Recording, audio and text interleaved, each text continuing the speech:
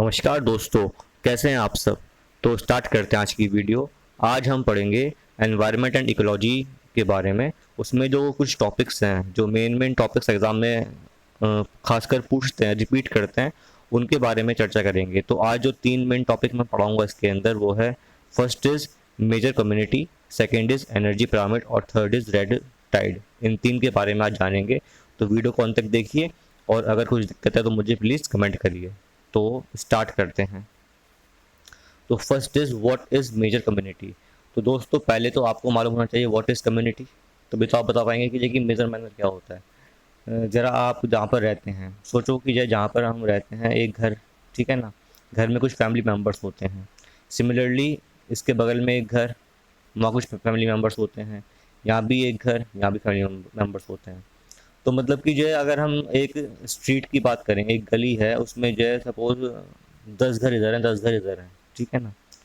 तो दोस्तों अगर हम इसको मिला दें एक साथ तो क्या बनता है, ये एक कम्युनिटी है। इस कम्युनिटी के अंदर क्या होता है, डिफरेंट डिफरेंट कास्ट के या रिलीजन के लोग रहते हैं।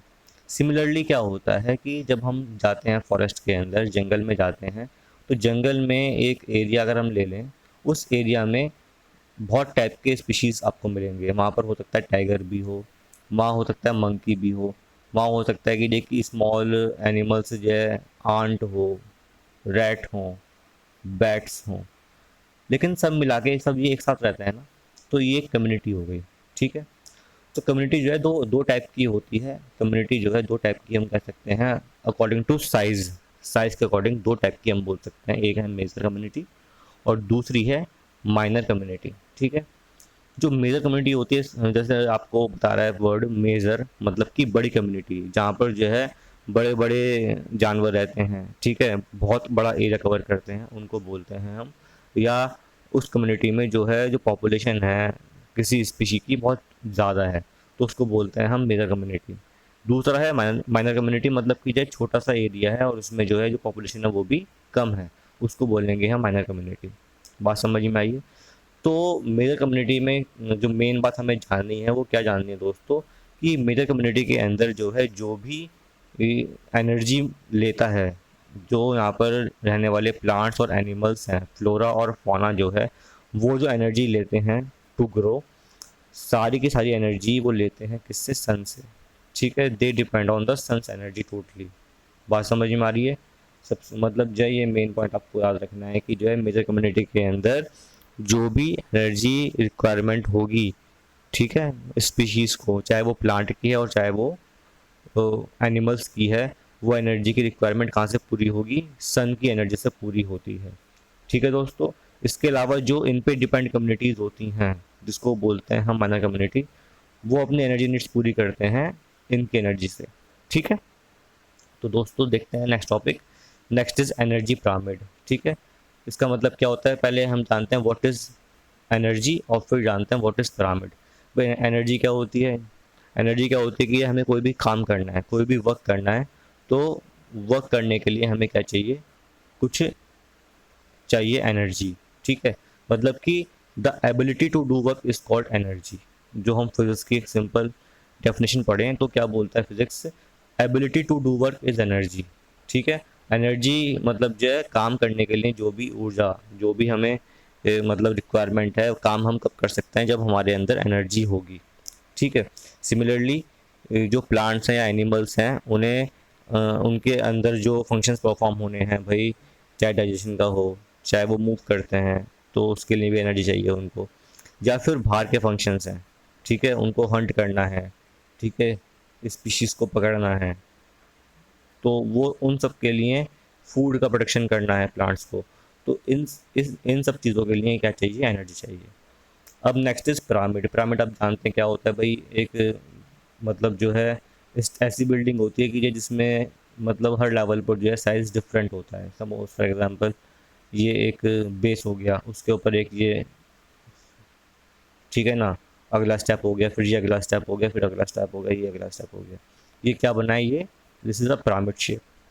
ठीक है। जिसमें हर लेवल पर जो है जो वो मतलब जो है डायमेंशन है वो डिफरेंट होता है, उसको बोलते हैं पिरामिड। अब यहाँ पर वो मतलब क्या है एनर्जी पिरामिड का, तो इसका मतलब ये है दोस्तों कि जैसा कि हम जानते हैं कि सपोज़ हम बात करें एक इकोसिस्टम की बात करते हैं, ठीक है।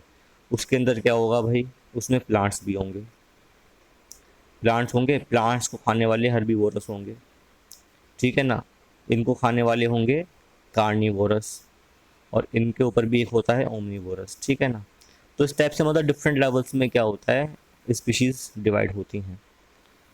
तो क्या एनर्जी का लेवल हर हर लेवल पे क्या बराबर होता है क्या, एनर्जी का जो अमाउंट है, एनर्जी का जो लेवल है, हर स्टेज में बराबर होता है क्या? उसको बताने के लिए क्या आया, उसको अगर डिफाइन करना है हमें, तो हम क्या पढ़ते हैं, हम पढ़ते हैं एनर्जी पिरामिड। तो दोस्तों एक रूल है एनवायरनमेंट के अंदर जिसको बोलते हैं 10% रूल, ठीक है ना। 10% रूल क्या कहता है? फॉर एग्ज़ाम्पल जैसा कि हम जानते हैं भाई, सबसे नीचे जो होता है ना वो कौन आता है, जो होते हैं प्रोड्यूसर्स, जो खाना प्रोड्यूस करेंगे वो सबसे नीचे आएंगे। प्रोड्यूसर्स कौन होते हैं भाई? प्लांट्स होते हैं। अगर हम बात करें ग्रेजिंग फूड चेन की, और हम बात करें डेट्राइटस फूड चेन की, तो सबसे नीचे कौन से आते हैं? डेड एनिमल्स और डेड प्लांट्स।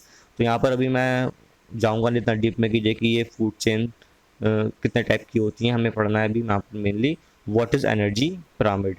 तो प्लांट्स क्या होते हैं? प्रोड्यूसर्स होते हैं। अब प्लांट्स को खाने वाले कौन होते हैं ऊपर? हर्बीवोरस होते हैं, ठीक है ना। हर्बीवोरस कौन से? जैसे माना कि भाई काऊ मान लिया, ठीक है। तो ये हो गया आपका हर्बीवोरस।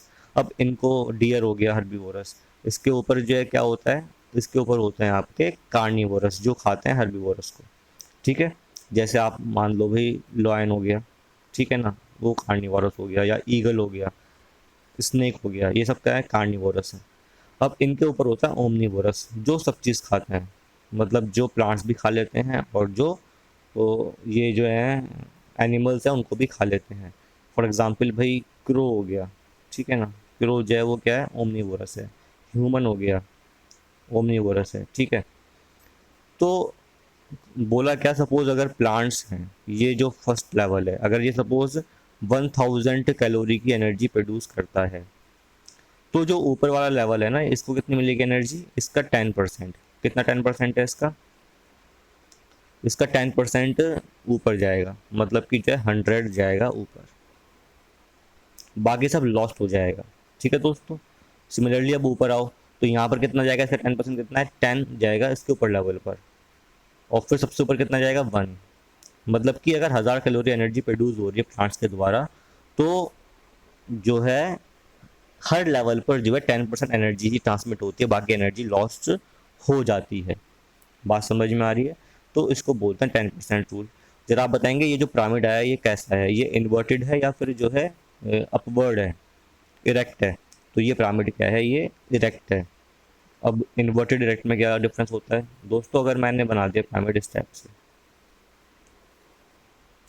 तो ये हो गया इन्वर्टेड, उल्टा हो गया मतलब, ठीक है ना, ये हो गया इन्वर्टेड। लेकिन अगर मैं बना रहा हूँ पिरामिड इस टाइप से, तो ये हो गया इरेक्ट। इसको बोलेंगे ये पिरामिड कैसा है? इरेक्ट है, ठीक है दोस्तों। तो जो एनर्जी पिरामिड होता है ना वो इरेक्ट होता है, वो अपवर्ड होता है, वो इन्वर्टेड नहीं होता। ये पूछ सकते हैं एमसीक्यू में। इसके अलावा जो एनर्जी पिरामिड होता है ना वो लॉ ऑफ थर्मोडाइनमिक्स को फॉलो करता है। फिजिक्स में आपने पढ़े होंगे लॉ ऑफ थर्मोडाइनमिक्स, ठीक है ना। First law, second law, third law.